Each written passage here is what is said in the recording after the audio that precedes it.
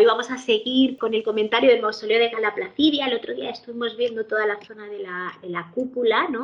Comentamos esa cruz triunfal, que recordad era un mensaje político y no solo religioso, porque nos hablaba de la consideración de Cristo como hombre y como divinidad de manera paralela frente a las creencias arrianas que defendían que era solo hombre y que había sido adoptado, ¿no? Ese adopcionismo por Dios que le había cedido sus poderes o sus capacidades divinas, vamos a decir.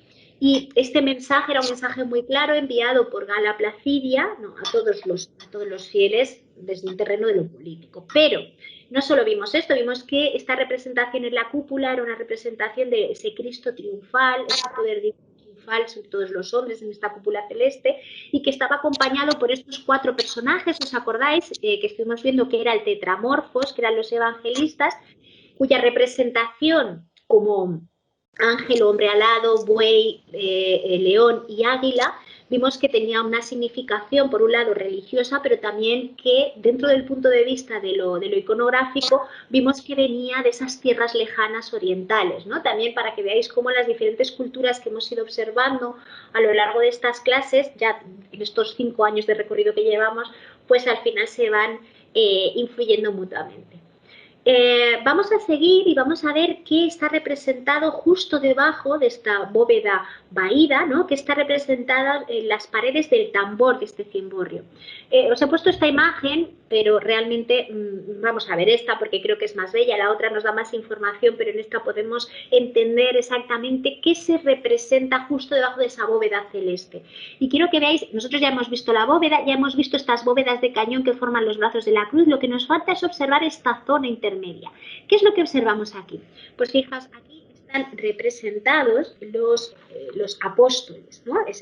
Tenemos a lo largo de todo el cimborrio, de las paredes del cimborrio, tenemos representados a los apóstoles y están representados por parejas. Claro, aquí os tengo que comentar algo. ¿Cuántos son los apóstoles? 12, claro. 12, muy bien. Y en el cimborrio tenemos 4 paredes, ¿no? 1, 2, está de aquí 3 y 4. Y he dicho que hay 4 parejas. 4 por 2, 8. Nos faltan apóstoles, ¿no? Para saber qué son los apóstoles, si sabemos que son 12, ¿dónde encontraríamos el resto de apóstoles? Nos faltan 4 personas. Bien, antes de seguir con el análisis de estas imágenes, vamos a buscar dónde están los 4 apóstoles que nos faltan. Y tenemos que dar un paso atrás y recordar la clase de la semana pasada, cuando vimos los brazos de la cruz, el crucero. Vimos, ¿os acordáis? La representación de los ciervos bebiendo agua, y en la bóveda de cañón os dije, bueno, tenemos este entramado vegetal formado por las hojas de parra, tenemos el crismón, la clave de la bóveda, ¿no? De triunfal, rodeado de las hojas de laurel, pero os dije, creando una composición simétrica encontramos a 2 personajes a cada lado, o sea, 4 personas uniendo las de la derecha, el crucero de la derecha y el de la izquierda, y os dije, seguramente sean apóstoles. No está claro, pero os dije, seguramente sean apóstoles y ya os comentaré por qué. Pues bien, llegó el momento. Se cree que son los 4 apóstoles que no pudieron ser representados en la zona del cimborrio. Vuelvo atrás un momentito, hemos visto que tenemos a lo largo de las paredes del cimborrio 8 personajes, que serían 8 apóstoles, y recordad, en el crucero, en lo que son los brazos de la cruz, que no es cabecera y pies, sino en el crucero, encontramos esa representación de 4 personajes más, que serían esos 4 apóstoles que nos faltan. Bien, los apóstoles, todos ellos aparecen, como hemos visto, bajo la cruz, vestidos de modo imperial, les vemos vestidos a la romana, y fijaos que todos ellos tienen una de sus manos, la tienen elevada hacia el cielo. Bueno, ahora veremos estos dos, ¿veis? Algunas más, algunas menos, suele ser la mano derecha, ¿vale? Lo que están haciendo es muestran un gesto que es el gesto áulico, en el que se proclama en Roma el emperador victorioso, o sea, es el gesto, elevar la mano derecha hacia el cielo, dirigiéndola hacia la persona a la que se está haciendo homenaje, que es el emperador.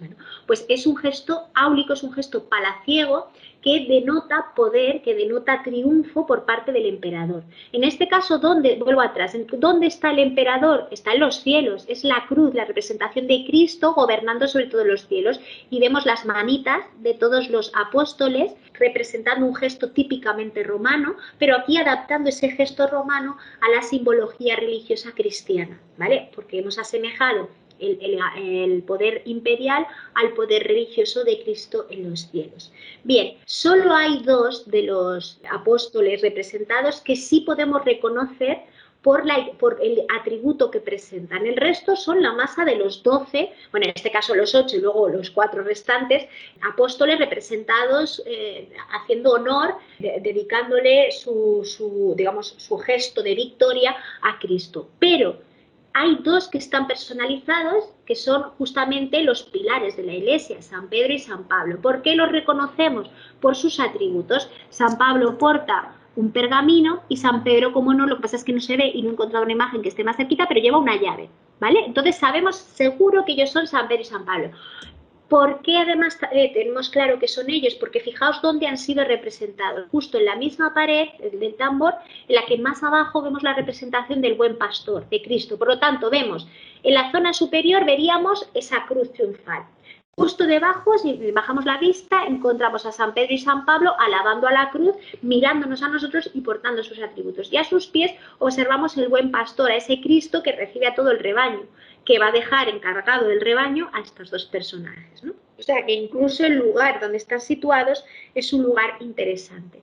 Pero esta representación, bueno, aquí los tenemos también, va acompañada en todos los casos, en las 4 paredes del cimborrio, bajo la ventana, observamos una representación curiosa que son una especie de fuentes, de vasos de agua, que están siendo visitados por pequeñas palomas, por parejas de palomas.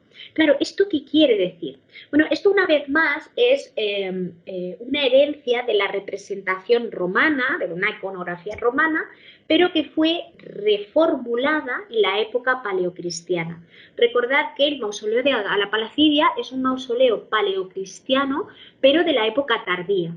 Y ya os dije en otras clases, os dije, bueno, como es un mausoleo de carácter paleocristiano, lo que vemos es el uso de imágenes con un carácter simbólico, ¿vale? Imágenes que en principio eran propias de la iconografía clásica y que podían ser imágenes decorativas o podían ser imágenes de carácter bucólico, representativas, muchas cosas que los primeros cristianos tomaron, reformularon y le dieron una significación, una simbología religiosa. ¿Por qué lo hicieron así? Lo hablábamos la semana pasada. Para que aquellos que no fuesen cristianos lo viesen normal, dijesen, ah, bueno, pues unas palomas y una fuente, muy bien. Pero aquellos que eran cristianos lo veían y decían, ah, esta es una representación religiosa, ahora veremos qué quiere decir, ¿vale? Y así evitaban ser perseguidos, podían hablar, podían comunicar mensajes de carácter religioso sin ser perseguidos. Claro, el mausoleo de la Placidia, como ya os dije la semana pasada, como es un elemento de transición, ya no tiene sentido tener que ocultar tus mensajes porque la religión católica ya es una religión oficial, ya es la religión oficial, pero aún así se siguen manteniendo estos rasgos. Este tipo de iconografía va fraguado, se va a mantener y de hecho va a ser la iconografía que marque en el futuro las representaciones cristianas. En este caso, es una iconografía, como os digo, que ya se utilizaba en la Roma clásica. Aquí tenemos el mosaico de las palomas ya del siglo II a.C. y era una representación de carácter decorativo, bucólico, de relax, se suele utilizar en las villas de recreo, era más decorativa, como os digo, más estética que otra cosa, ¿no? Y transmitía una sensación pues, de tranquilidad, de calma, de contacto con la naturaleza. Bien, cuando llega el cristianismo, obviamente aquí tenemos una serie de elementos que tienen una trascendencia simbólica y que uniéndolos todos ellos nos puede transmitir esta imagen, este recurso iconográfico nos puede transmitir una idea religiosa. ¿Qué creéis que significa? Venga, vamos a analizar. Es un elemento muy sencillo, pero está cargado de simbología. Vamos a analizar qué creéis que significa, qué creéis que representa en una esfera cristiana. Cuando se resignifica a lo sagrado, ¿cómo se resignifica? El Espíritu Santo. El Espíritu Santo. Y el bautismo. El agua del bautismo. Muy bien, en este caso, más que el Espíritu Santo, como está la representación de más de un ave, más de una paloma, son las almas, los espíritus, ¿vale? Pero sí, muy bien, va por ahí, es la representación del alma de los fieles. Y me has dicho, en el caso del agua, ¿qué me has dicho? Bautismo. El bautismo, el agua sagrada. Recordad que la semana pasada vimos la representación del agua en este mismo edificio en varias escenas. La vimos con los ciervos, ¿os acordáis? Los ciervos bebiendo. La vimos también en la escena del buen pastor. Esas ovejitas, ese rebaño estaba tranquilo porque ya había bebido las aguas tranquilas a las que el buen pastor les había dirigido. Y aquí una vez más encontramos ese agua del bautismo, ese agua espiritual, ese agua sagrada, un agua purificadora en la que las almas de los cristianos pueden saciar su sed. ¿Veis? O sea, hemos pasado de una representación totalmente bucólica de las palomas en las villas romanas que están bebiendo agua, como casi... Es algo que podemos observar. Si te fijas en una fuente en la calle, en las fuentes, siempre puedes encontrar algún pajarito bebiendo agua. Entonces es una representación basada en la observación, en la realidad. Ahora bien, cuando llegan los primeros cristianos y tienen que buscar imágenes para transmitir esa idea simbólica, pues esta es una imagen muy potente. Sí que tenemos el agua purificadora, el agua del bautismo, el agua que representa la cristiandad, o que representa la divinidad, más bien dicho, saciando la sed de estos pajaritos que son la representación de las almas cristianas, ¿no? De las almas de los fieles, que van a saciar su sed y que por lo tanto ven cubierto y ven repleto su espíritu. Bueno, ya tenemos más o menos los elementos más importantes del mausoleo de Gala Placidia, ya los tenemos contemplados. Entonces ahora permitidme que haga un inciso un poco pesado, un poco quizá más denso, pero que es necesario para entender la importancia del mosaico en el ámbito bizantino, ¿vale? Entonces, os voy a hacer un resumen, no quiero ser muy pesada, pero sí que tenemos que tener en cuenta esto para cuando leamos otros mosaicos, pues ser conscientes de ciertas connotaciones que llevan implícito, ¿no? Que llevan implícitas. ¿Por qué lo comento ahora? Porque ya recordad, el mausoleo de Gala Placidia es un elemento de transición que ya nos introduce en el ámbito de lo bizantino y que además está muy bien conservado. Entonces, a pesar de ser un mosaico que nos transporta a una época, como os decía, de transición entre lo paleocristiano y lo bizantino, hay ciertos criterios, hay ciertos elementos que nos llegan muy directamente, que están muy bien conservados, que nos pueden transmitir la idea de manera muy clara y por eso os lo comento ahora y no ya en el ámbito de otras piezas más puramente bizantinas.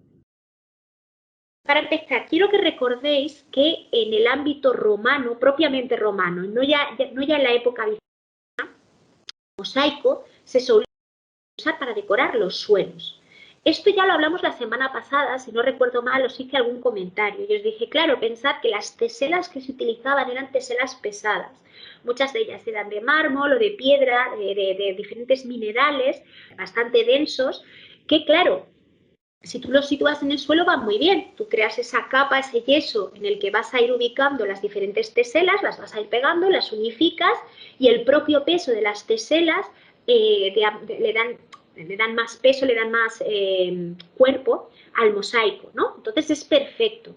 Pero esas teselas, si las ubicásemos tanto en pared como en bóveda o como en techo, su peso, claro, la gravedad haría que su peso cayese hacia abajo, o sea, el proceso de conservación sería mucho más complicado, se caerían. Por eso en Roma normalmente, siempre hay excepciones, pero normalmente si tenemos que decorar paredes y techos se utilizan los frescos. Bueno, aquí tenemos un fresco de las catacumbas, un fresco paleocristiano, pero esto se podría aplicar a la época imperial. Como siempre digo, hay excepciones, pero esto sería la regla, ¿no? Esto sería lo más habitual. Claro, os comenté la semana pasada, os expliqué que pero muy vagamente, entonces en la zona de Alejandría, ¿no? En el norte de Egipto, en la época imperial, ya existía una gran tradición en la manufactura, en el desarrollo artesanal del vidrio, ¿vale? Ellos hacían muchísimos elementos decorativos y útiles con vidrio y se ve que era muy valorado en la época el vidrio de Alejandría. Vale. Entonces, en la época, ya cuando avanza, en la época imperial, en los últimos siglos de la época imperial, las últimas etapas de la época imperial, en esta zona de Alejandría se empiezan a dar cuenta que si utilizan esta técnica de vidriado a la creación de teselas, crean teselas con un gran poder, porque son teselas muy ligeras, o más ligeras que las de mármol, por ejemplo. Son teselas con muchísimo color, ¿no? Porque tú puedes trabajar con colores, además puedes trabajar con la transparencia de esos colores al generarlos a través de un material como el vidrio, y son teselas además muy interesantes porque al ser de vidrio reflejan la luz y crean colores muy vivos, crean colores brillantes, ¿no? Claro, esas teselas, como tienen menos peso, ya no solo se tienen por qué utilizar en eso, se pueden utilizar en otras superficies que no estén en horizontal. Por lo tanto, que la gravedad no genere un problema debido a su peso. Por eso, cuando este uso del vidrio relacionado con la tesela, con la creación de la tesela, empieza a ser conocido, tiene, pues sobre todo a finales del Imperio y con la llegada ya en los primeros años de la época pre-bizantina y la época bizantina, empieza a verse que el uso de estas teselas más ligeras, más brillantes, de colores más vivos, es muy interesante para crear mosaicos que no solo tengan por qué estar ubicados en el suelo, sino que se puedan utilizar, como os digo, en superficies verticales, como son los muros, o incluso en superficies horizontales, o casi horizontales, como serían los techos, pero boca abajo. Esto era una novedad técnica tremenda, y esto va a cambiar la concepción, ¿no? Digamos, cómo se concibe el mosaico ya en una época tardorromana y bizantina, porque ya a partir de ahora el mosaico puede cubrir todas las superficies y puede ser un elemento decorativo y simbólico que cubra todos los espacios y no solo el suelo de las salas. Claro, fijaos, ya hemos visto que el uso del vidrio permite ubicar los mosaicos en otras superficies, ya no solo en el suelo, sino en las paredes y en el techo. Bien, pero el hecho de usar el vidrio también hemos visto que permite otro tipo de uso del color y otro tipo de uso de la luz.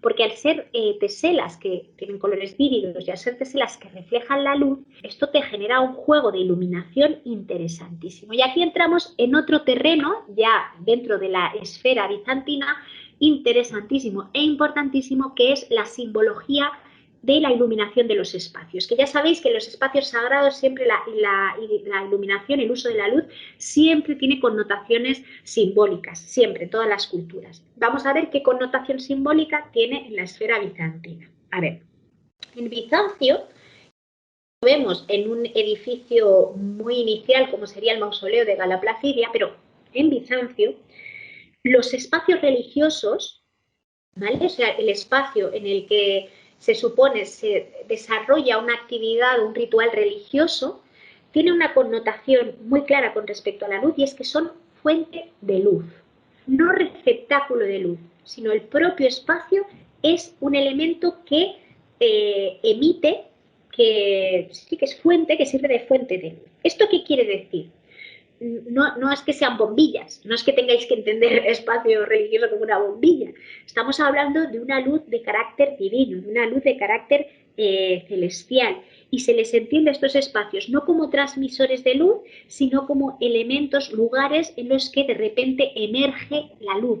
Y es una luz en la que el fiel de repente se ve iluminado, o sea, que son espacios divinos y por eso tienen que ser espacios iluminados, por eso tienen que ser espacios en los que surge la luz. ¿Esto cómo se consigue? Esto se consigue con una iluminación, obviamente, de carácter no eléctrico, porque no existía en esa época, y llenando estos espacios con elementos como lámparas, como vemos aquí, con velas, y recordemos que es un tipo de luz muy característica, ya lo hablamos la semana pasada, pero lo volvemos a decir hoy, porque es una luz tintineante, es una luz no neutra, no regular, hay puntos, focos de luz concretos, una luz que va variando dependiendo de si hay corrientes de aire, por lo tanto una luz que genera una sensación de inmaterialidad, ¿no? De movimiento. Imaginad esa luz tintineante.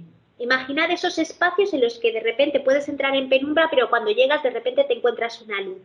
Quiero que imaginéis todas las superficies, como en el caso del mausoleo de Gala Placidia, cubiertas de mosaico. De un mosaico además creado con teselas que son a veces de carácter, o sea, son todas ellas vidriadas, ¿no? Vuelvo aquí, o sea que están creadas con vidrio o están creadas con piedras preciosas como podría ser lapislázuli, bueno, diferentes piedras preciosas, y además en Bizancio, precisamente por esa connotación de la luz relacionada con lo divino y del espacio que tiene que emanar luz, se empiezan a utilizar, basándose en la técnica del vidrio, además teselas metalizadas, o sea, lo que os comenté la semana pasada.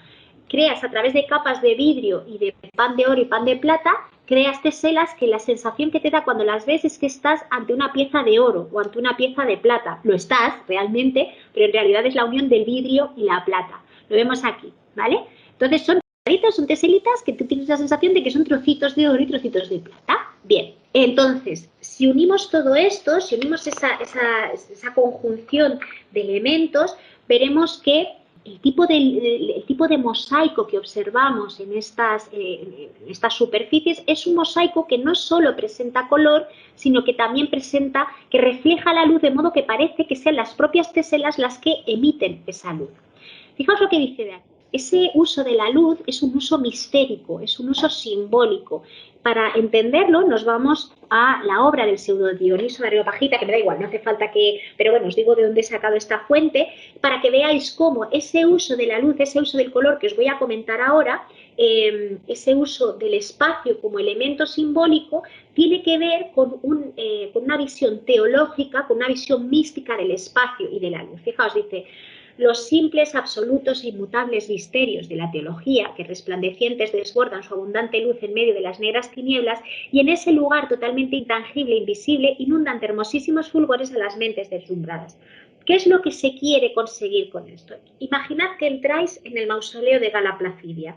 Al principio hay una penumbra, porque recordad, no tenemos luz eléctrica, ¿no? Entonces, al principio cuando entras, en la puerta no hay iluminación, y de repente llegas a la zona central iluminada por esas velas, por esas lámparas de aceite, bueno, con las velas. La sensación que tú tienes es que has pasado de una penumbra espiritual, de repente has pasado a un espacio inundado de una luz, pero una luz mistérica, una luz que parte de esas velas, pero que es reflejada a través de las teselas, y son las teselas las que te transmiten a ti la sensación de iluminación.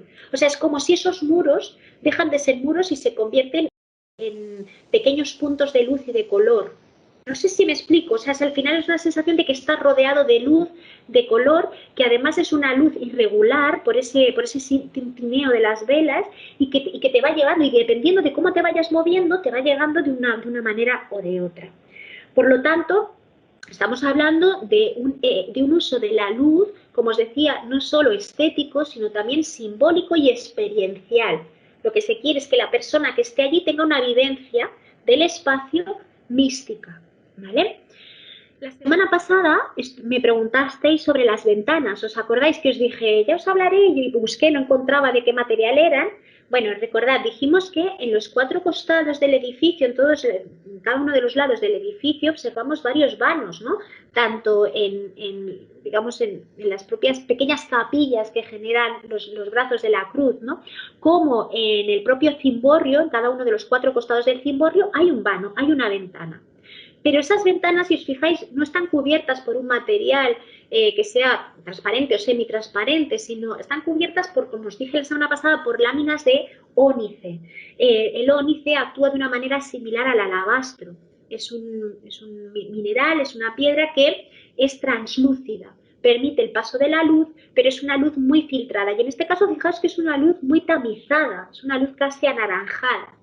¿Por qué os explico esto? Para que veáis que el juego de luz es tan importante que incluso se intenta tamizar, se intenta modificar la entrada de luz natural. No se pretende una entrada. En otros edificios veremos que se potencia la luz natural porque quieren tener una luz neutra, tienen una luz continua.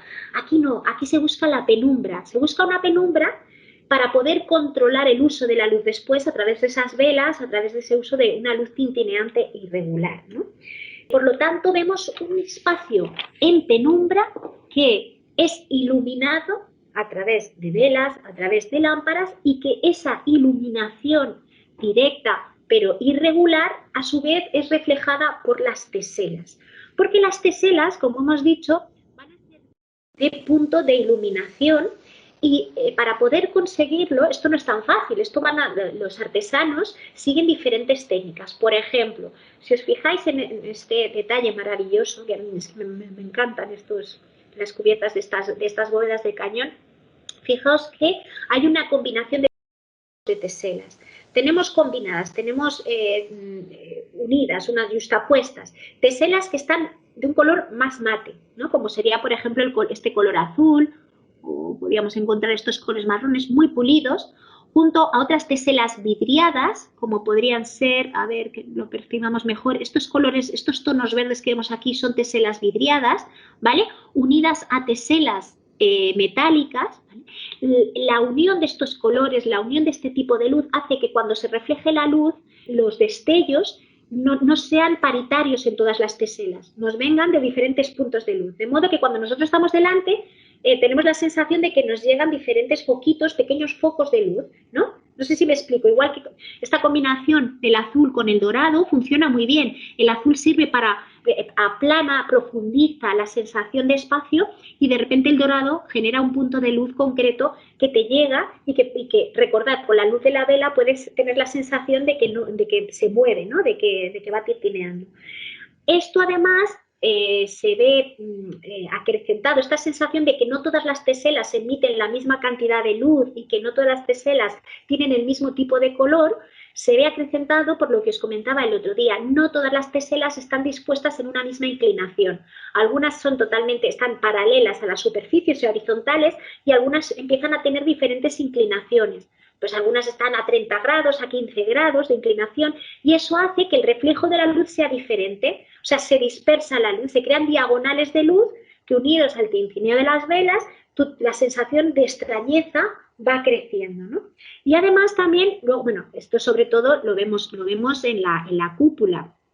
En la cúpula hay diferentes inclinaciones en las teselas, tanto las doradas como en las azules, pero es que además observamos una combinación muy curiosa, que esto va a ser muy típico, para aumentar la intensidad del dorado, para aumentar la intensidad visual de la luz en el dorado.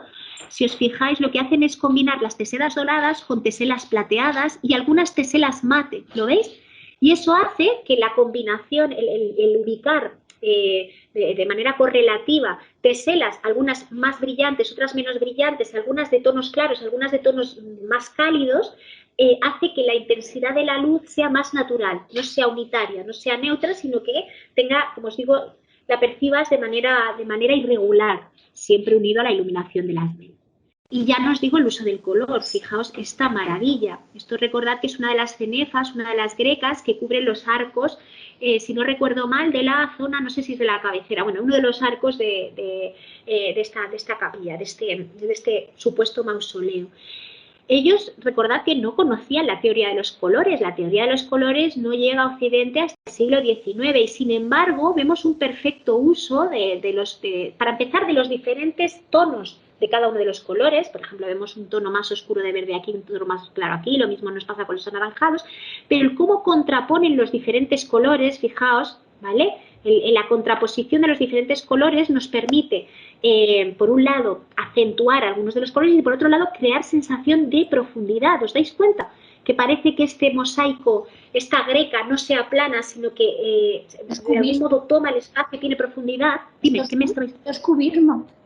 Claro, es que es lo que os digo, es que esto es muy moderno. Esto es muy moderno. Lo que pasa es que quizá, o no lo sabemos, no se estaba teorizando desde la plástica, sino desde lo simbólico. Y esto es lo que os quiero transmitir con este rollo que os estoy echando, que cada uno el uso de determinados colores, el uso de determinados brillos, la inclinación, todo eso lo que está buscando es que tú, cuando te acerques a esta pieza o a cualquier mosaico, tú tengas una sensación de profundidad del espacio, de movimiento de los colores, de una luz que emana del propio mosaico, que lo que hace es que tú tengas la sensación de que es un espacio sagrado. No que es un espacio decorado, sino que es un espacio sagrado, que funciona con unas leyes de percepción diferentes a las que tú encuentras en la vida cotidiana. Fijaos qué interesante. Y esto se consigue gracias al, de repente, decir, ¿y si usamos el vidrio para crear teselas? ¿Y si en este vidrio metemos una lámina de oro? O sea, todos esos pasos técnicos permiten luego llegar a a un uso del material que tenga una connotación religiosa, mística, simbólica y que tenga luego, por lo tanto, una connotación simbólica del espacio, ¿no? Mística del espacio. Claro, fijaos, este experimentar con el color nos permite también dar relieve y dar movimiento a las figuras. Fijaos en los brazos, mirad cómo juegan con los diferentes tonos para que el brazo parezca que tiene volumen. O incluso en el rostro del buen pastor, observar cómo de repente tenemos, para marcar esta zona de la cara, los pómulos, observamos como puntitos, como teselas de colores rosados, ¿no? Que por un lado sirven precisamente para marcar las facciones, pero por otro el uso de estas teselas más rosadas con unas teselas más claras, lo que hace es visualmente acentuar la luz de la zona del rostro, ¿lo veis? O sea, es que es jugar con los colores. Claro, todo esto unido a esa iluminación tintineante que os decía, unido a las diferentes inclinaciones de las teselas, hacen que dependiendo del punto de vista, dependiendo del lugar en el que te ubiques, tu sensación, tu percepción de la imagen sea diferente.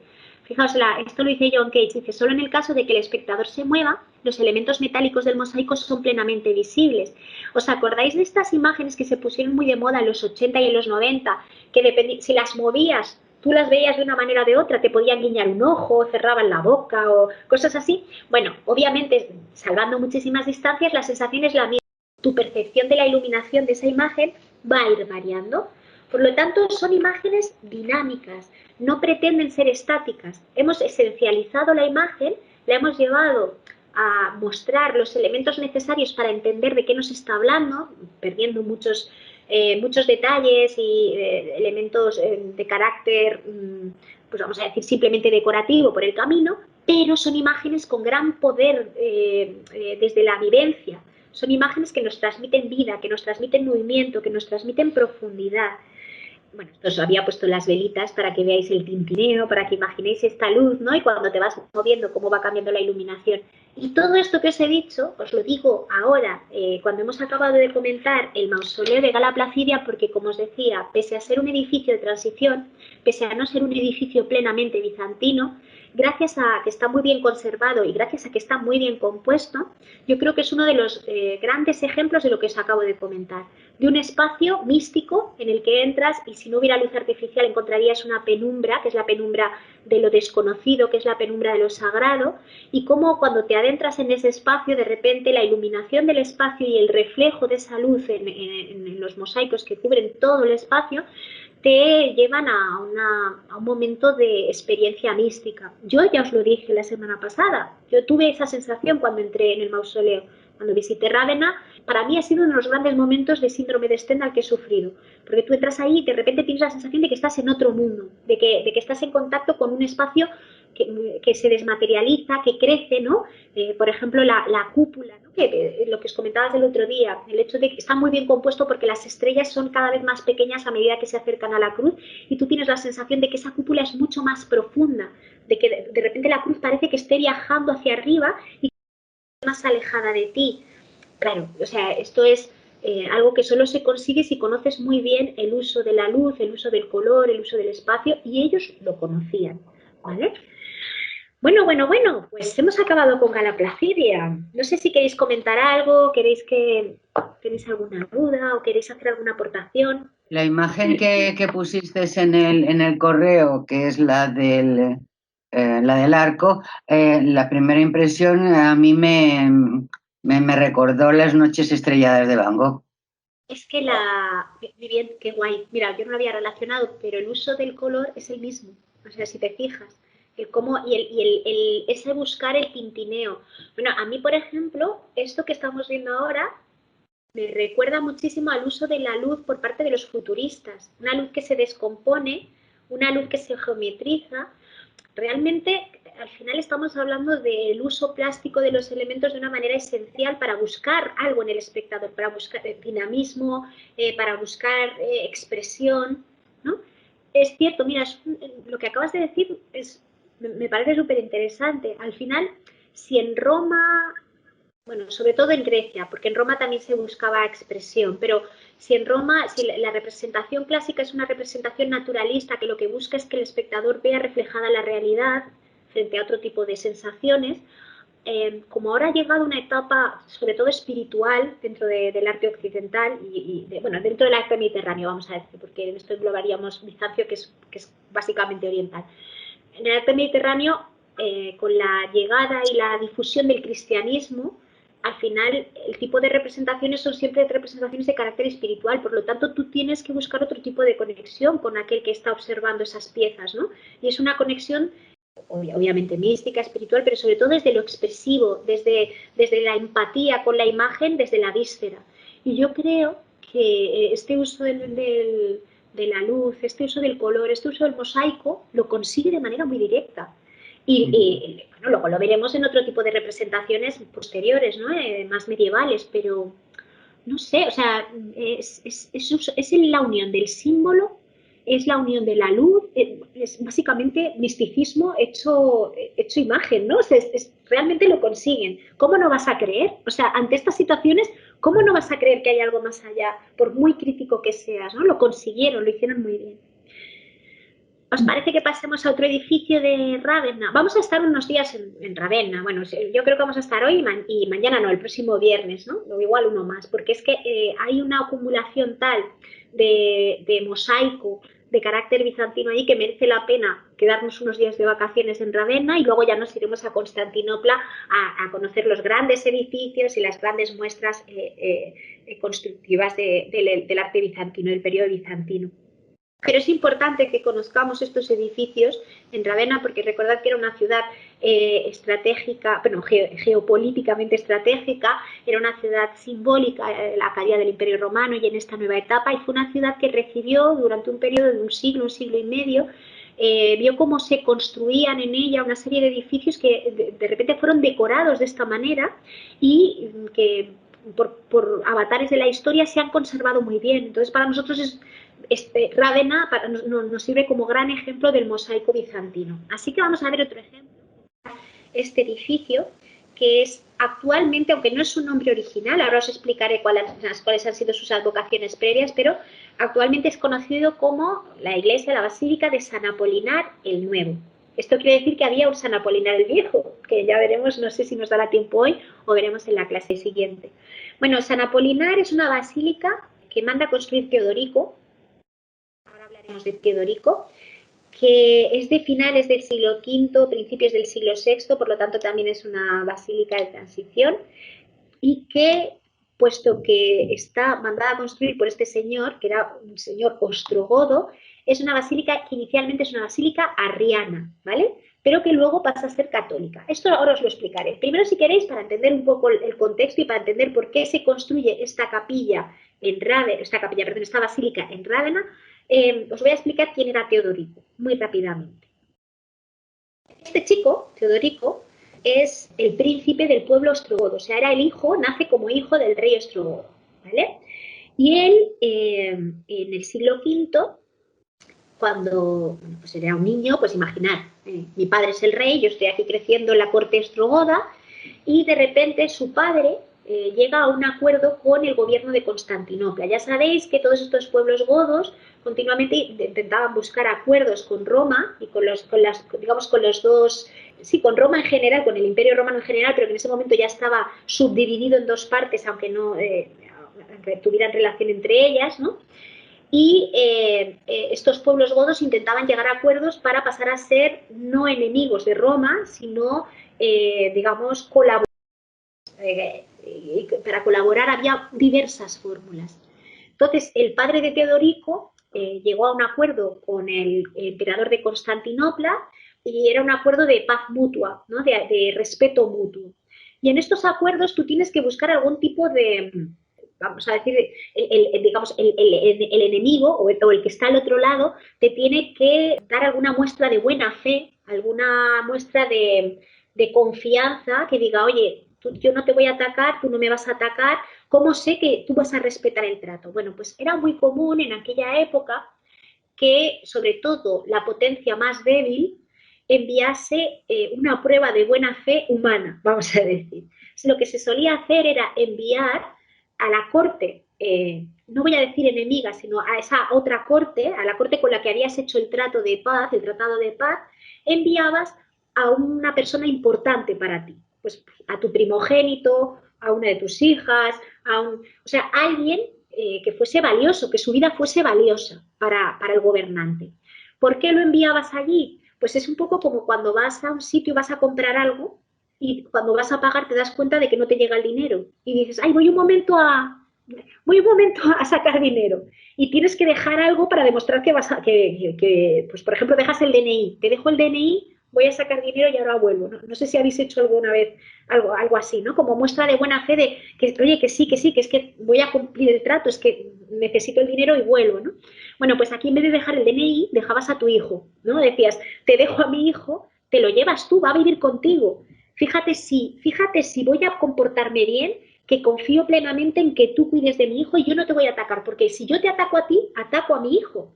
Esto es lo que hizo el padre de Teodorico. Envió a Teodorico desde su corte, le envía a Constantinopla con 8 añitos, ¿vale? Para llegar a un acuerdo con el gobierno de Constantinopla. Esto también tiene una doble lectura. No solo es un movimiento político, sino también es un movimiento estratégico para el hijo importantísimo. Porque lo que hizo su padre es asegurarse de que Teodorico creciese recibiendo una formación propia de un príncipe romano. Claro, como le envió a la corte de Constantinopla, el niño creció pues como un príncipe, como cualquier príncipe, en la corte de Constantinopla. Recibió formación clásica, le educaron también en las artes militares clásicas, o sea, de la zona de Constantinopla.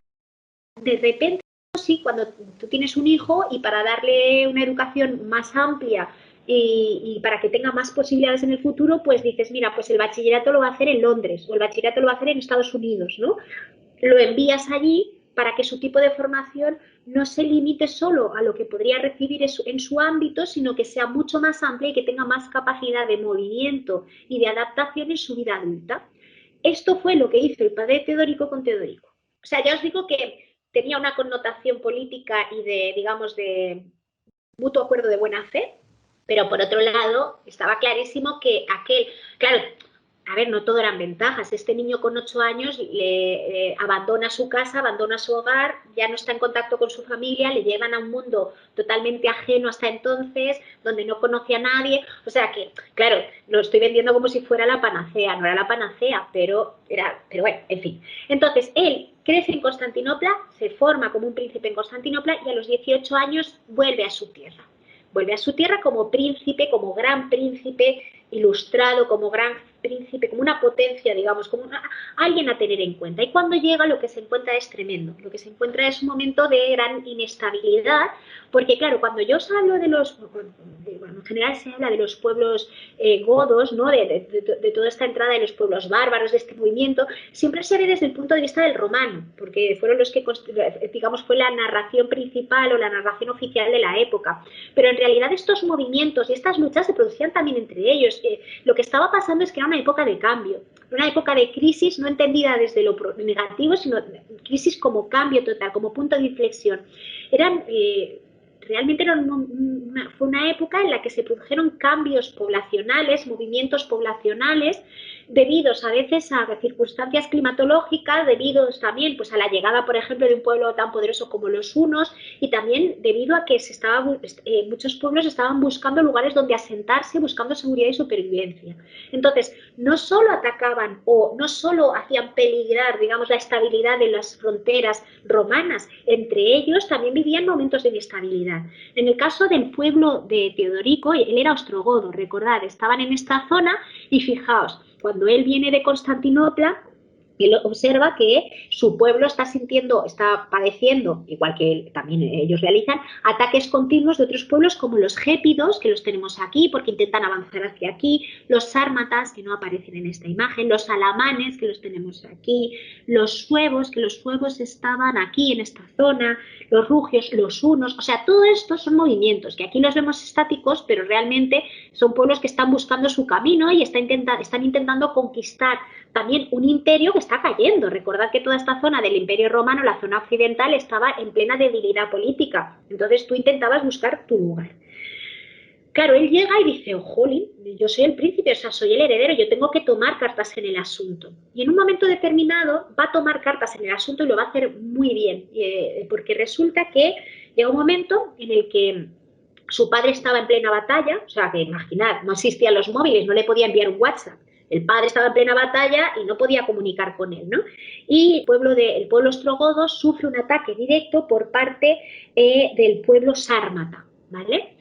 Y Teodorico, sin el consejo y sin, digamos, sin la autorización de su padre, tiene que tomar una decisión. Y lo que decide Teodorico, se lía la manta a la cabeza y dice, voy a unir a todo mi pueblo, voy a crear un ejército poderoso de 6.000 hombres y no es que vamos a defendernos, no, es que vamos a ir directamente a la capital sármata en ese momento, que era la actual Belgrado, y les vamos a atacar de raíz. Vamos a intentar cargarnos el baluarte principal de los sármatas y si podemos cargarnos a su rey, mucho mejor. Así que van para allá, empiezan la lucha. En esa lucha, Teodorico demuestra que era un gran estratega y que no era una persona, o sea, era un luchador valiente, no se amedrentaba fácilmente y efectivamente logra conquistar a la ciudad y logra logra matar al rey y se queda con todo ese territorio. El pueblo ostrogodo lo celebra, bravo, bravo, y se demuestra que él es un buen líder y que es un digno heredero de su padre. Claro, su padre ya era mayor, bueno, no era tan mayor, la verdad es que no era tan mayor, os lo estoy narrando así, pero su padre muere y en el 474 él sube al trono como heredero y sube al trono habiendo demostrado que era un buen líder, ¿vale? Y habiéndose ganado, digamos, la confianza de su pueblo. Como él había crecido en Constantinopla, él tenía una relación directa con el poder de Constantinopla. O sea, es que no es que hubiera crecido en la ciudad de Constantinopla, es que había crecido en la corte imperial de Constantinopla. Entonces él llega a un acuerdo con el emperador y consigue ubicar a su pueblo en la zona de Dacia. Es como que encuentra un territorio estable donde poder ubicar a su pueblo. Perfecto. Y entonces el emperador de aquel momento en la zona oriental era Zenón. Os he puesto el 476, recordad que el padre de Teodorico muere 2 años antes, por lo tanto estamos hablando justo del momento en el que acaba de caer el Imperio Occidental, ya no existe la Roma Occidental, solo queda la zona oriental, o sea, lo que será Bizancio, ¿vale? Entonces tenemos a los ostrogodos en Dacia, en Dacia, lo he dicho bien, tenemos al emperador Zenón gobernando sobre lo que luego será Bizancio, sobre ese territorio oriental del antiguo Imperio de Roma y sabemos que son amigos porque se han criado juntos, bueno, porque se conocen de la corte. Y el emperador Zenón le hace una propuesta a Teodorico. Le dice, Teodorico, yo sé que tú estás bien allí, yo sé que más o menos está tranquilo tu pueblo, pero yo también sé que allí estáis muy expuestos a la llegada de los hunos. Entonces yo te propongo un trato. Si tú me ayudas a luchar contra Odoacro, que Odoacro, recordemos que había sido un personaje importantísimo porque Odoacro había sido el que había depuesto al último emperador occidental, a Rómulo Augustulo, y se había quedado con toda la península itálica y con alrededores, ¿vale?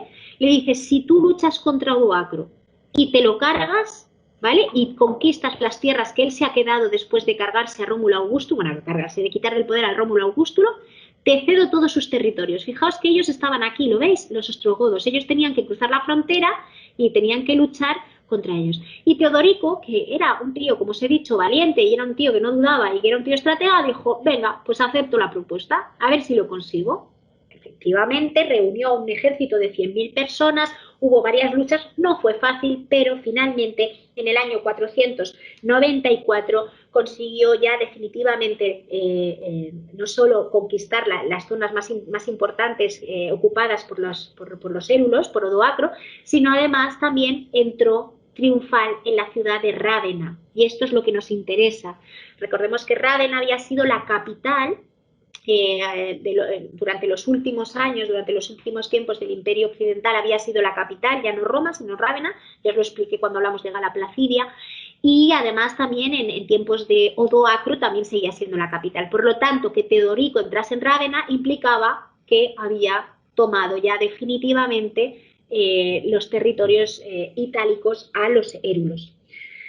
Teodorico entra en Rávena, Teodorico se declara como gobernante de todas estas tierras, ¿no? Todo lo que está en moradito pasa a ser su terreno, ¿vale? Él, ya sabéis, es colaborador, es compinche del gobierno de Constantinopla, ¿no? Del Imperio Oriental, y con el beneplácito del gobierno oriental, él fija su corte en Rávena.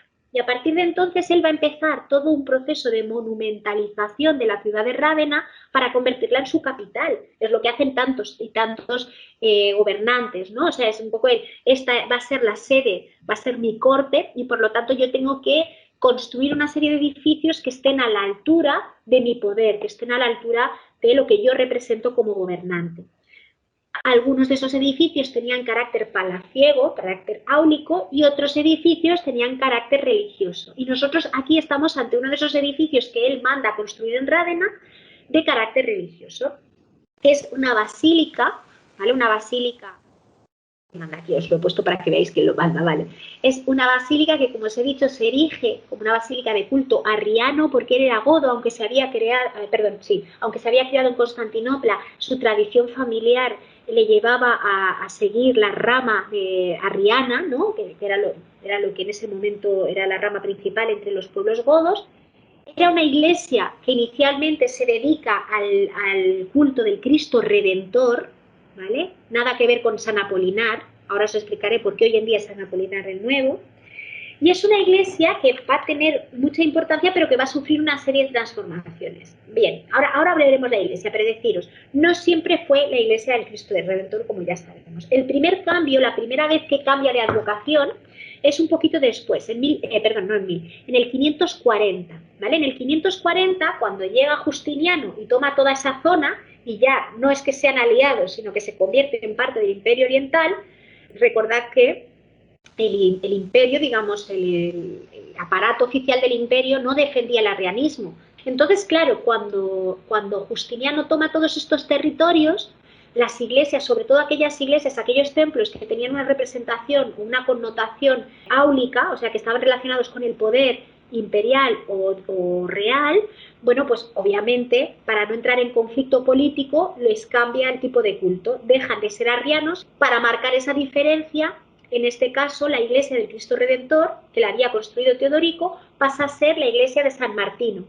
Bueno, pues deja de ser Cristo Redentor y se convierte en San Martino porque era el obispo de Tours, había sido un obispo de Tours muy famoso que había luchado contra la herejía, o sea, que tenía una connotación simbólica importante, y durante mucho tiempo va a ser la iglesia de San Martino. Pero en el siglo IX resulta que recibe las reliquias, los restos del primer obispo de Rávena, de San Apolinar. Estas reliquias en principio estaban en otra iglesia de San Apolinar, que veremos la semana que viene, que es San Apolinar en clase.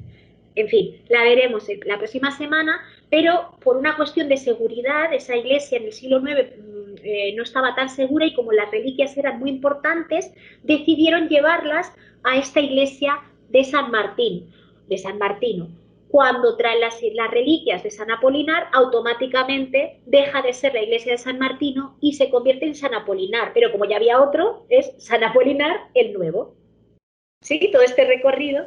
En realidad esto es simplemente para que veáis, cuando busquéis información, que veáis que ha recibido diferentes nombres, pero que hoy en día, y ya desde el siglo IX, la conocemos con el nombre de San Apolinar el Nuevo. En fin, ¿qué tenemos aquí? Pues es una construcción en realidad elemental, querido Watson. Es una construcción basada en estas primeras construcciones paleocristianas, ya en época oficial, ¿no? Cuando el cristianismo ya se permite, ya pasa a ser una religión permitida, y ya hablamos el año pasado, dijimos.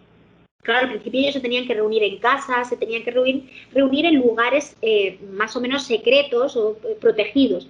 Cuando ellos ya pueden realizar su culto de manera pública, ellos tienen que construir sus espacios, tienen que decidir cuál va a ser su espacio sagrado, ¿no? Estos nuevos cristianos.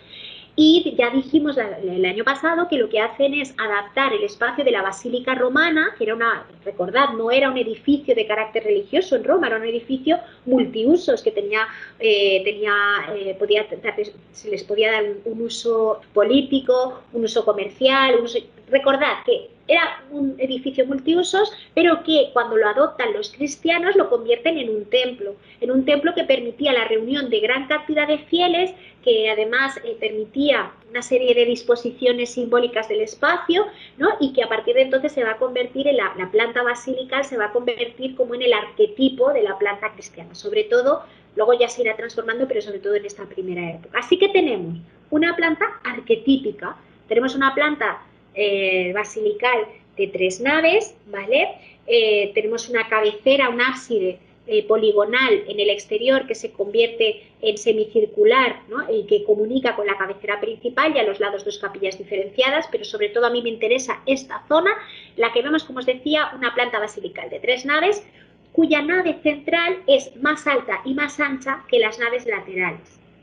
Más ancha por una cuestión espacial, porque comunica directamente con el ábside, pero también simbólica, porque vemos que es el camino que nos lleva hacia la zona más sagrada de la iglesia, que es el ábside, y más alta porque eso permite la entrada de luz, como vemos, la apertura de vanos, sobre la zona que se encuentra ubicada sobre las naves laterales. Bien, y así creas una luz unitaria que ilumina directamente la nave central, una vez más el uso simbólico de la luz. Bien, en este caso, si os fijáis, esta nave central, esta separación entre la nave central y las naves laterales, vemos que se realiza a través de sendas, o sea, 2 columnatas, una a cada lado, columnas de mármol. Quiero que os fijéis que los capiteles, de esto hablaremos en la próxima clase, son capiteles corintios pero muy especiales. En realidad son capiteles ya llamados teodosianos, porque son una evolución del capitel corintio romano. Como os decía, ya hablaremos de los capiteles. A mí lo que me interesa es que veamos sobre todo esta zona de aquí, que veamos cómo este tramo en el que la nave central toma más altura que las laterales, está cubierto todo él de una serie de mosaicos, ¿vale? Pero bueno, esto ahora lo comentaremos, lo dejamos aquí un momento en stand-by y quiero que sigamos viendo elementos propios de esta iglesia antes de centrarnos en los mosaicos. Observamos claramente que hay una presencia de nártex. Acordaos que el nártex es este espacio que ya en las basílicas paleocristianas se ubica a los pies de la iglesia. ¿Para qué? Para generar un espacio apartado, diferenciado para los catecúmenos, o sea, aquellos que se están preparando para pasar a ser fieles, ¿no? Para pasar a ser ya cristianos, pero que aún no han dado el paso final y que por lo tanto no pueden presenciar toda la liturgia, no pueden estar presentes en toda la liturgia. Se les reserva este espacio y luego cuando pueden entrar ya entran. Así que tenemos nártex. Pero en esta iglesia tenemos algo aún más especial, que es la presencia de iconostasio.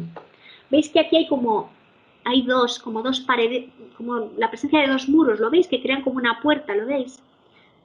Se traduce en estos elementos. Esto es un iconostasio.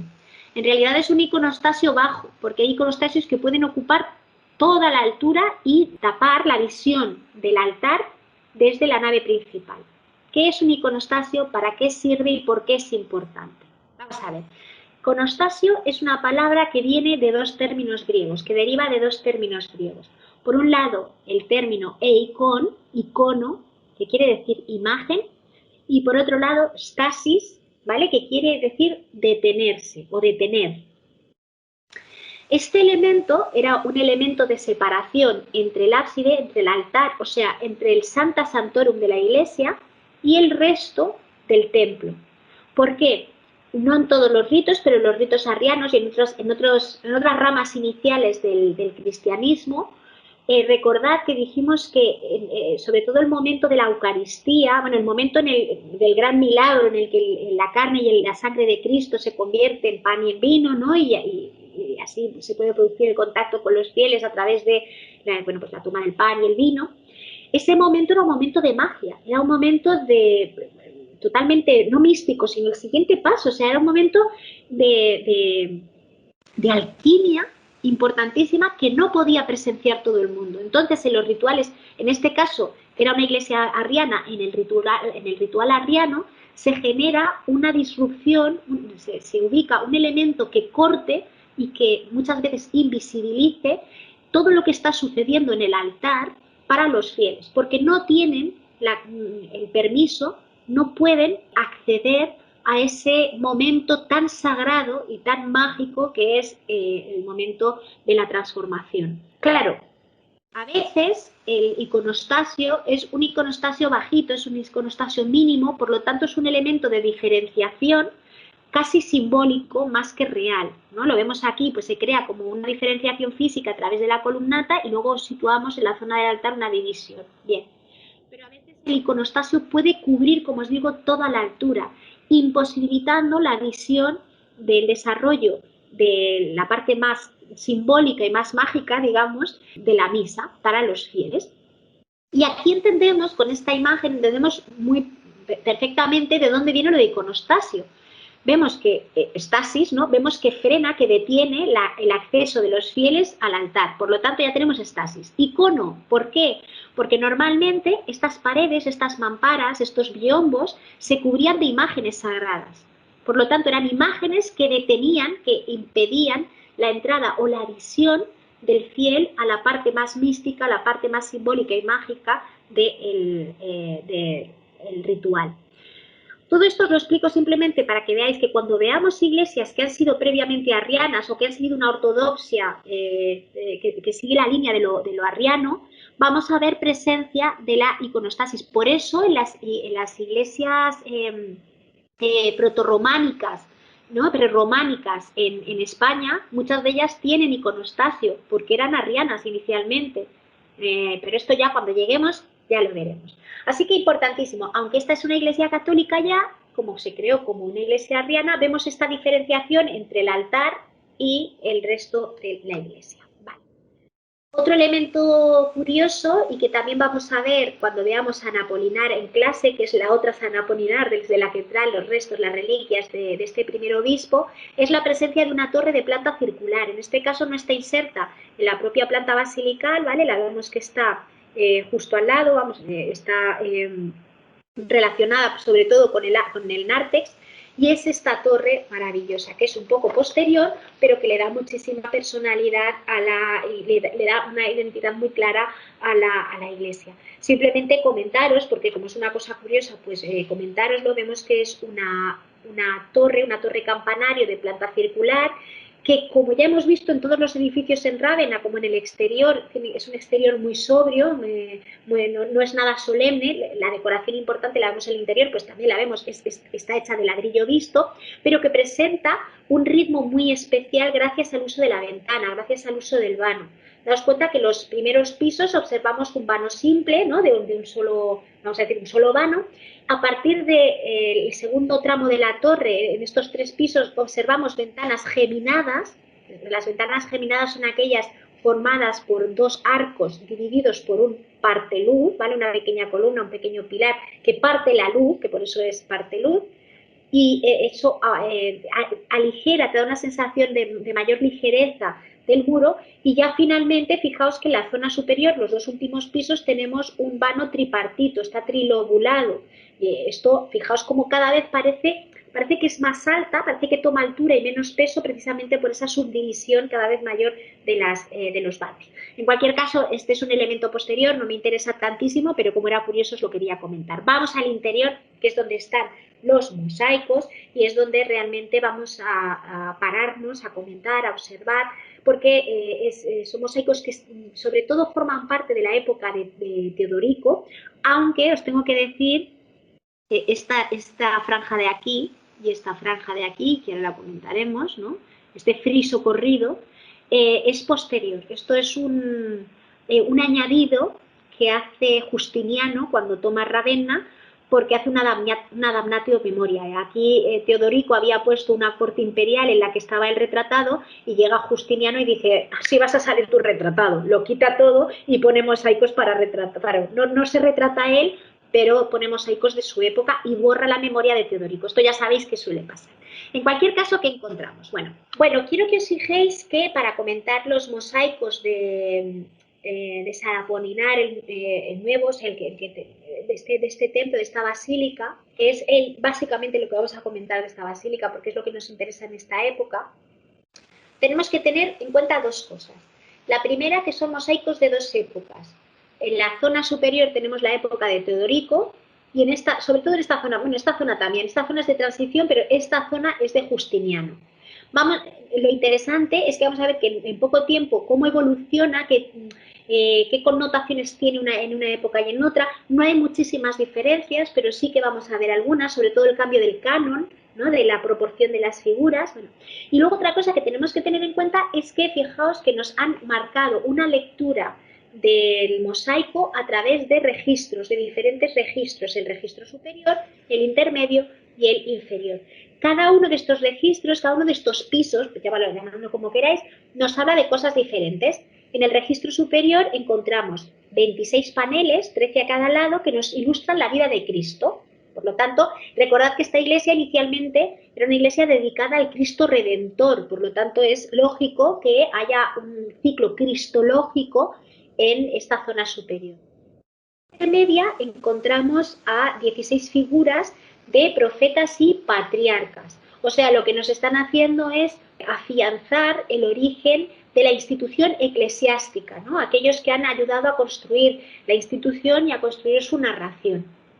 En la zona inferior encontramos esos dos frisos corridos que os he dicho que fueron los que sobre todo transformó Justiniano, en los que vemos dos procesiones, una a cada lado, una de santas y otra de mártires, de las que luego hablaremos. No os quiero decir ni de dónde parten ni hacia dónde van, porque lo veremos a su debido momento. Así que empezar, si queréis, por los mosaicos más antiguos, además que son los que están en la zona superior, ¿no? Por ese ciclo cristológico en los que se nos narran diferentes escenas de la vida de Cristo. Quiero que vamos a ir comentando, si queréis vamos a ir comentando, me vais a ayudar a ver que no os he puesto todos los paneles, no os he puesto los 26 paneles, pero quiero que observemos las características, ¿vale? ¿Qué se representa? ¿Cómo se representa? Yo empiezo, por ejemplo, pero vosotras ir aportando, ¿vale? Quiero que os fijéis en ese uso del color que os comentaba en Gala Placidia, que nos permite que las figuras sean bastante volumétricas, o sea que el mosaico, si nosotros lo analizamos, al final son píxeles, ¿no? E inicialmente el mosaico podía transmitirnos una imagen bastante estática. Cuanto más pequeñitas son las teselas y mejor juegas con ellas, consigues más tonalidades, consigues más profundidad. Y quiero que veáis, por ejemplo, aquí lo vemos perfectamente, quiero que veáis cómo las zonas de sombra utilizan unas tonalidades oscuras, cómo llegan hasta el blanco para generar puntos de luz y para darle volumetría, en fin, cómo está muy bien utilizado el color. Otra alusión que os quiero hacer al color son los fondos que vamos a ir viendo que en todo este ciclo cristológico vamos a ver que solo utilizan algunos elementos para situar la escena. Si están en un exterior, pues la sitúan en un exterior, a través de una campiña. Aquí vemos una zona rocosa, alguna plantita, pero si os fijáis ya estamos empezando a encontrar algo que va a ser muy usual, sobre todo en esta época, que son los fondos dorados. Fondos dorados que lo que hacen es no aportarnos información secundaria sobre la escena. A mí me da igual que haya nubes o que no haya nubes, si hay árboles o no hay árboles, eso es información totalmente anecdótica y que lo que hacen es de algún modo aislar la imagen, están haciendo hincapié en la imagen principal, están aislándola, pero están aislándola a través del uso de un color muy determinado que es el dorado, que después de todo lo que os he explicado en Gala Placidia, vemos que es un color especial porque realmente es el color que mejor representa, o de manera más directa, más matérica, representa la luz, una luz divina. Por lo tanto, sabemos que todas las escenas que se están representando en este ciclo cristológico, cuyo fondo en todos los casos es dorado, son escenas de carácter divino, son escenas que emanan luz, ¿no? Esa luz divina, esa luz simbólica de la que hemos hablado en Gala Placidia. En cuanto a la escena, ¿qué me podéis comentar? A ver, cositas que recordemos de otras clases previas que hemos ido comentando en clase. A ver. Jesús. ¿Cómo sabemos que es Jesús? ¿Quién es Jesús? Jurado. Muy bien, muy bien. Lo primero, sí, vamos por partes. Las zapatillas. Las zapatillas con que aquí no se ve muy bien si son el ancla, pero bueno, seguramente sea el ancla, ¿no? En el este se ve perfectamente. Bueno, en este lado quizá. ¿Y qué está cerca de las cestas? Sí, en este, ¿no? Sí, se ve un poquito mejor. Vale, espera, por partes, has dicho lo de la púrpura. Recordad La púrpura importantísima porque era la representación, era el color que simbolizaba directamente, por todo lo que ya comentamos en aquella clase, que simbolizaba el poder imperial. En este caso un poder imperial que trasciende lo político porque estamos hablando del emperador de los cielos, o sea, estamos hablando, igual que hemos visto en Gala Placidia, estamos hablando de la representación de un Cristo ya victorioso, triunfal, ¿no? Un Cristo que es el emperador espiritual de, bueno, pues en este caso, de la cristiandad occidental. Y no solo lleva púrpura, lleva una vez más dorados, fijáis las franjas doradas de la túnica, por lo tanto, una vez más, hace alusión también a esas vestiduras romanas imperiales. Muy bien, ¿qué más? ¿Qué más? La corona. No es corona, No, pero... corona, pero No, es muy importante, fijaos bien, ¿qué es? la Nimbo. La aureola es un nimbo, pero es un nimbo especial. ¿Qué lleva ese nimbo? Parece un crismón. Es una cruz, es un nimbo crucífero. Ya hemos visto que los personajes sagrados, ya en el cristianismo, varios de ellos pueden llevar nimbo. A veces lo lleva Cristo, pero también hemos visto a la Virgen, a veces hemos visto a santos y lo seguiremos viendo. Muy bien. Llevan nimbo porque es como si emanase luz. El nimbo de la aureola es casi como si son personajes sagrados, emanan luz. Muy bien. Pero hay un nimbo que solo puede portar, que es un símbolo inequívoco de la figura de Cristo, ¿vale? Que es el nimbo crucífero. El nimbo crucífero, claro, lo que hace es unir dos elementos básicos, que es la santidad, ¿no? Esa aureola, con el icono arquetípico de la figura de Cristo, que es la cruz, que ya sabéis que es el lugar donde Él fue sacrificado, por lo tanto es el elemento de martirio y sacrificio, y que por lo tanto, uniéndolo los dos, nos trasladan un mensaje, como os digo, inequívoco, ¿vale? Entonces aquí sabemos que es el emperador del cielo, sabemos que es Cristo. ¿Cómo está representado? Fijaos en su rostro. ¿Os acordáis que dijimos que había dos tipos de representación de Cristo? Yo le veo muy sereno, dando las instrucciones para que repartan los panes y los peces. Está muy tranquilo. Me refería sobre todo... Dime. No barbado. No barbado, muy bien. Fijaos que en esto es curioso, os lo señalo porque luego lo vamos a ver barbado. Recordad que dijimos que los paleocristianos, sobre todo inicialmente, como se basaban en la figura de Apolo, representaron a un Cristo apolíneo, muy joven, no barbado, y que luego a partir sobre todo del siglo VI, pero bueno, más adelante se empieza a representar a Cristo con lo que conocemos la iconografía siríaca, ¿no? Que es un poco mayor, con barba, ¿no? Morenito, con el pelo largo.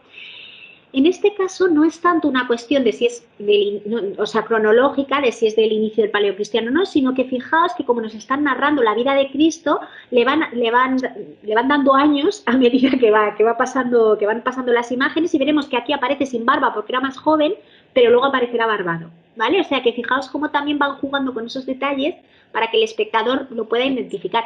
Recordemos que estas imágenes están en lo alto, o sea que nosotros no las tenemos cerquita. Tienen que ser muy claras, tienen que utilizar elementos muy claros, muy directos, imágenes inequívocas para que tú de un vistazo, de un golpe de ojo, puedas decir, esta escena, este es Cristo, este es... Bueno, en fin, para poder reconocerla. A mí me interesa que observemos no tanto esta como esta escena. Venga, ayudadme a analizar esta escena. A ver, ¿qué cositas vemos aquí que sean interesantes? Aquí está Cristo ya barbado, ya es mayor. Cena. Mayor, ya ha pasado el tiempo, muy bien. La Sagrada Cena, claro, ya está a punto de pasar el martirio. Y prácticamente es lo único que se le distingue, porque a los apóstoles están ahí, pero están muy, muy tenues, no están muy marcadas sus facciones. Claro, fija, es verdad que es el que tiene, el que está más individualizado, ¿no? Para empezar, porque una vez más va vestido de púrpura, ¿vale? Lleva la misma. Fijaos que va vestido igual todo el rato, porque eso ya no demarca tiempo, como sería la barba, de si es más o menos joven, sino que es el símbolo de que él ya desde el principio, a lo largo de todo el ciclo cristológico, ya está llamado a ser el emperador de los cielos, ¿no? Entonces, por eso va vestido igual. Vuelve a llevar el nimbo crucífero y le vemos en una posición destacada. Además, nos mira, ¿no? Fijaos que es el único que mira fuera de escena. Los demás están interactuando entre ellos. Él es el que dices, aquí yo soy el que corto el bacalao, y nunca mejor dicho, ¿no? Vale. Y dices, el resto no están, hay alguno que sí está más diferenciado, sí que tienen ciertos elementos que, pues por ejemplo, este seguramente sea San Pedro. Pero fijaos cómo todas sus cabezas están a la misma altura, ¿no? Generan esta curva, esta isocefalia que los unifica, crea sensación de grupo. Pero hay detalles que nos pueden hablar de... El resto igual no lo conocemos, pero hay uno de ellos que sí que sabemos quién puede ser. ¿Hay alguno que os llame la atención? Y que está un poco separado, Judas. Claro, muy bien, muy bien. Fijaos que todos tienen la carita uno junto a otro, de hecho este casi ni se le ve uno junto a otro y de repente aquí hay un espacio y de repente vemos a uno de los apóstoles que mira directamente a Cristo y que además compositivamente es como su opuesto, lo veis que es como su archienemigo porque sabemos lo que va a pasar. Y fijaos cómo los apóstoles que están cerca de Cristo incluso San Pedro parece que se lo está explicando, oye, tío, que es que tienes aquí a alguien que te va a traicionar, ¿no? Y todos estos miran a Judas como diciendo, tío, que sabemos lo que vas a hacer. Y él está sentado contraponiendo su postura a la de Cristo, o sea, son como equilibran la composición uno y otro. ¿Por qué están sentados así? ¿Nos resulta raro? No, porque era la moda de comer semitumbados. Muy bien, recordad... Claro, estamos en plena sociedad romana, aunque ya haya caído el imperio, pero sigue siendo lo mismo. Recordad que Bizancio no deja de ser el heredero del Imperio Oriental y esta zona, Rávena, hasta hace 10 años, menos de 10 años, ha sido imperio. O sea, entonces las costumbres no varían de un momento para otro, no hay una ruptura tan radical. ¿No recuerda alguna representación? El representar así a los personajes como en un banquete semi-recostados. La multiplicación de los peces, ¿puede ser? Bueno, sí, claro, vemos que esto es importantísimo. Fijaos que en esa cena se podían haber cenado muchísimas cosas. Y aquí vemos panes y peces, haciendo alusión a la multiplicación de los panes y los peces, pero además el pez, recordad que es el símbolo de Cristo en la época paleocristiana. O sea que continuamente redundan, por si alguien se había perdido, continuamente te van enviando mensajes para que recuerdes qué tipo de representación tienes ante ti. No, yo me refería a si recordáis algún periodo de la historia en el que se represente a la gente así, que sea muy típico representar a la gente semi-recostada en un banquete. Sí, los faraones. Bueno, también los faraones, pero yo me refería sobre todo a los etruscos. ¿Os acordáis de los etruscos?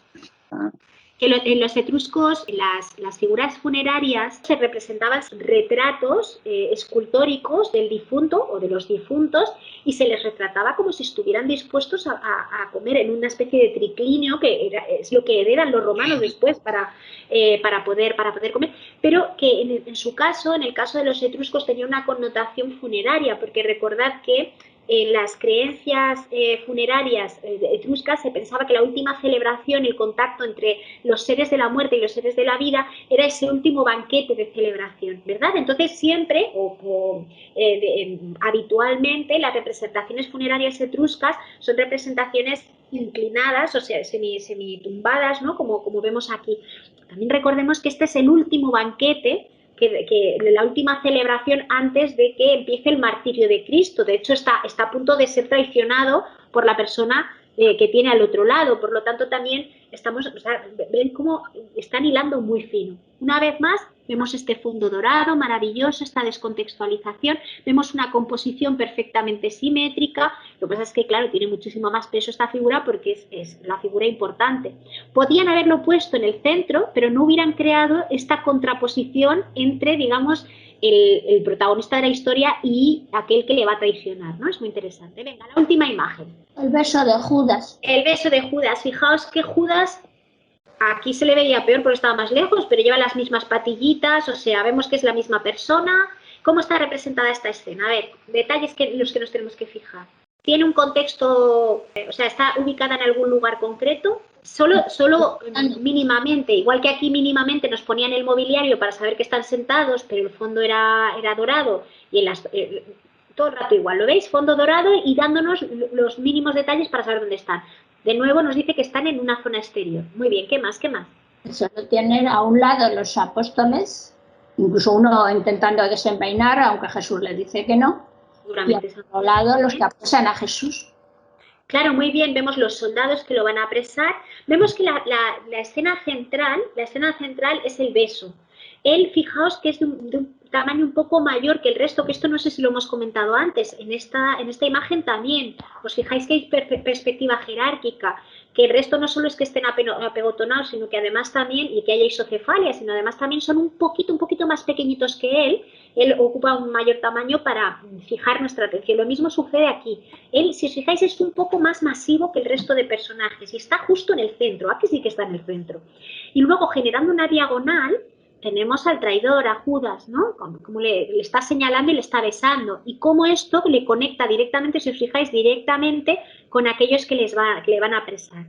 Al otro lado, es verdad, o sea, es como también una vez más el bien y el mal, ¿no? O sea, tenemos a los dos lados de la figura central que es Cristo, en un lado los apóstoles que le están acompañando y al otro lado tenemos a aquellos que le van a someter a martirio. De nuevo el fondo dorado, de nuevo esa representación ya del Cristo siríaco con barba, con el nimbo crucífero, con el vestido de púrpura, o sea, para que veáis cómo la narración es casi como una película, ¿lo veis? O sea, te va narrando escena a escena lo que va sucediendo y sí que va generando una coherencia temporal, lo hemos visto con la barba, te va diciendo cuándo empieza la cosa y cuándo va acabando, pero hay elementos que se van repitiendo para que el espectador no se pierda. Entonces, lo que hacen es esencializar la imagen, aportar solo aquellos detalles necesarios para poder leerla de manera correcta y así, aunque esté lejos, aunque esté en lo alto, asegurarse de que todos los fieles reconozcan por qué esa iglesia está dedicada a quien está dedicado, que es al Cristo Redentor inicialmente, y cuál es la historia de ese personaje, ¿vale? El próximo día lo que haremos será, o sea, analizaremos un poquito, veremos estas figuritas, analizaremos el canon, veremos cómo están representadas y ya las contrastaremos con las representaciones posteriores, que son las de las secciones inferiores, y así veremos ese pequeño cambio que se produce en este reformular la iconografía de la iglesia por parte de Justiniano. Y aquí lo dejamos. Bye.